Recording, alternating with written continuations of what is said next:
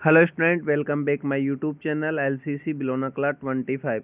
तो स्टूडेंट, आज हम इस वीडियो में विद्युत धारा यानी इंग्लिश में बोला जाए तो इलेक्ट्रिसिटी, इसके बारे में हम डिटेल से चर्चा करेंगे। सबसे पहले विद्युत धारा को क्या बताया था मैंने? Electricity, electrical current. ठीक है, तो विद्युत धारा किसे कहते हैं? आवेश प्रवाह की दर। किसको? आवेश प्रवाह की दर। दर मैंने पिछले वीडियो में बताया था, दर होता है समय, कितने समय में कितना आवेश प्रवाह हो रहा है, उसी को क्या कहते हैं? विद्युत धारा कहते हैं। यह विद्युत परिपथ में किसी बिंदु से विद्युत परिपथ में किसी बिंदु से एकांक समय में गुजरने वाले आवेश की मात्रा को क्या कहते हैं? विद्युत धारा। इसकी दो डेफिनेशन होती है। सबसे पहले मैंने डेफिनेशन बताई थी आपको कि आवेश प्रवाह की दर। आवेश प्रवाह की दर। दर बोला जाए तो समय, क्या कहते हैं उसको? विद्युत धारा कहते हैं। कितने समय में कितना आवेश प्रवाह हो रहा है, ठीक है, आवेश प्रवाह की दर क्या कहते हैं? विद्युत धारा। यह विद्युत परिपथ में किसी बिंदु से एकांक समय में गुजरने वाले आवेश की मात्रा को क्या कहते हैं? विद्युत धारा कहते हैं।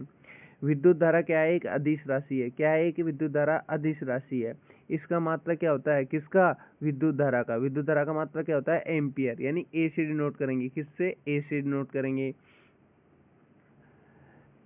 और इसका प्रतीक, किसका? विद्युत धारा का प्रतीक क्या होता है? आई। अन्य मात्रा क्या होता है? कूलाम प्रति सेकंड। क्या होता है? कूलाम प्रति सेकंड। जो विद्युत धारा होती है किधर से किधर बहती है, मतलब कि दिशा क्या होती है, उसकी डायरेक्शन क्या होती है? धनात्मक से ऋणात्मक, यानी पॉजिटिव से नेगेटिव की तरफ। जो आवेश होता है, आवेश कितने टाइप्स का होता है? 2 टाइप्स का होता है। एक तो पॉजिटिव होता है, एक नेगेटिव होता है। ठीक है, जो इसका मात्रक होता है, आवेश का मात्रक क्या होता है? कूलाम। इसी के साथ साथ आपको बताया था मैंने Q इक्वल क्या होता है? I T. आई यहाँ पर क्या है? धारा है। टी क्या है? यहाँ पर समय। Q क्या है? यहाँ पर आवेश। क्या है? आवेश। क्या है यहाँ पर? Q आवेश। ठीक है, और आई क्या है? यहाँ धारा। धारा बोली जाए तो विद्युत धारा। ठीक है, टी क्या है? यहाँ पर समय। क्या बोला जाता है? समय। ठीक है, आगे 1 माइक्रो एम्पियर होता है 10⁻³ एम्पियर। क्या होता है? 1 माइक्रो एम्पियर बराबर 10⁻³ एम्पियर। क्लियर है?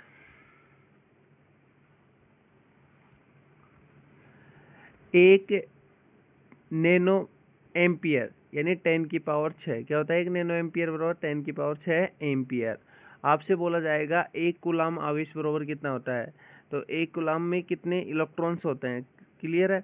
तो 6.25 इंटू 10⁻18 इलेक्ट्रॉन। क्या होता है? इलेक्ट्रॉन। माइनस क्यों लगाया मैंने? कि इलेक्ट्रॉन पर नेगेटिव आवेश होता है। क्या होता है? 6.25 इंटू 10⁻18 इलेक्ट्रॉन। क्लियर है?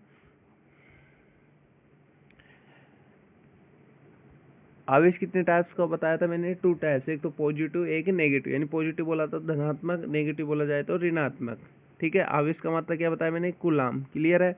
और 1 कूलाम बराबर क्या होता है? 6.25 इंटू 10⁻18 इलेक्ट्रॉन होता है। अब न्यूमेरिकल पे आते हैं अपन।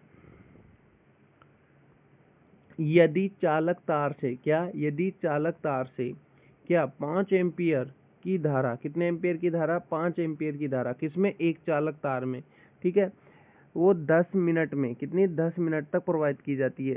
यानी 5 एम्पियर की धारा 10 मिनट तक उस वायर के अंदर, यानी चालक बोलते हैं कंडक्टर, ठीक है, उस वाले चालक के अंदर, ठीक है, उसमें प्रवाहित की जाती है। ठीक है, चालक क्या होता है? जिसमें विद्युत धारा आसानी से प्रवाहित हो सके, उसी को चालक चालक कहते हैं।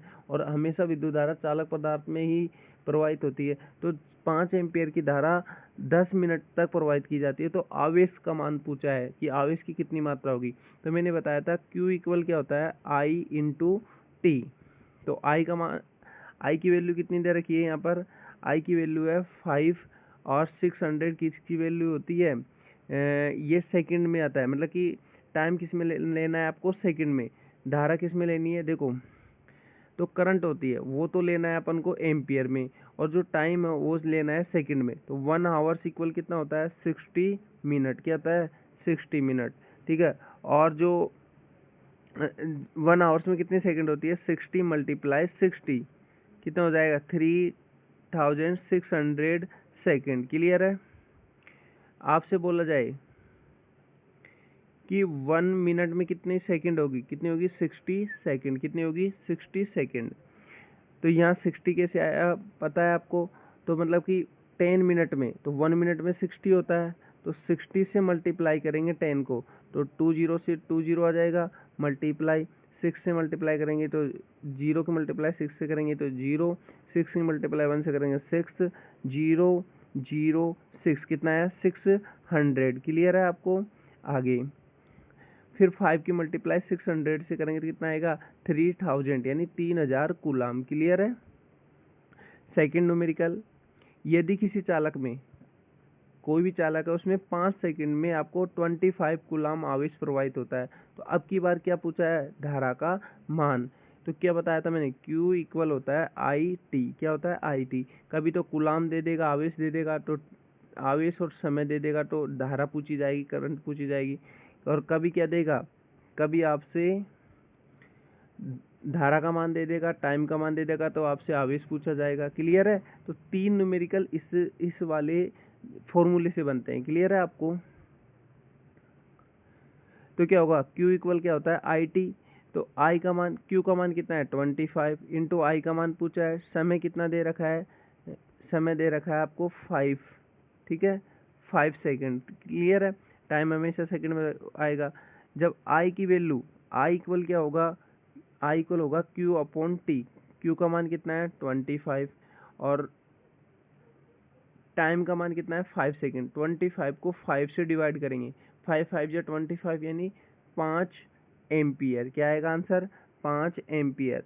या आपसे बोला जाए 5 इंटू 10 की power 3 micro ampere. Micro ampere में पूछा जाएगा तो कितना आएगा, 10 की पावर 3 से मल्टीप्लाई -3 से मल्टीप्लाई कर दो, तो 5 मल्टीप्लाई 10 की पावर -3 माइक्रो एम्पियर। और एम्पियर में कितना है 5 एम्पियर। क्लियर है।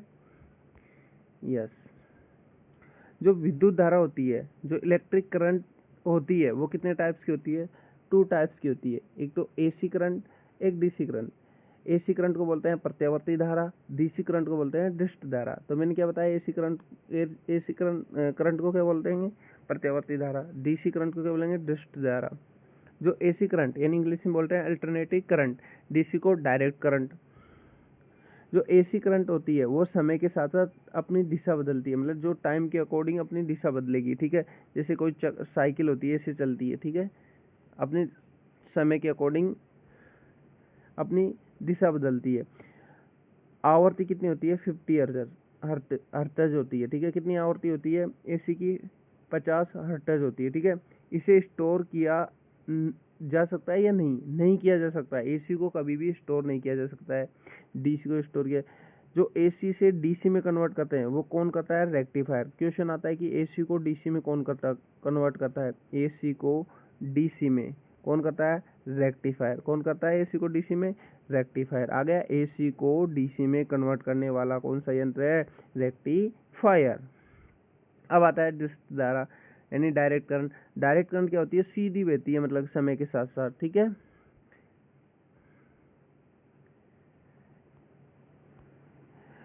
बिना दिशा बदले एक निश्चित दिशा में चलती रहती है, मतलब कोई भी दिशा नहीं बदलती, एक निश्चित दिशा में चलती रहती है। आवर्ती का मान क्या होता है 0।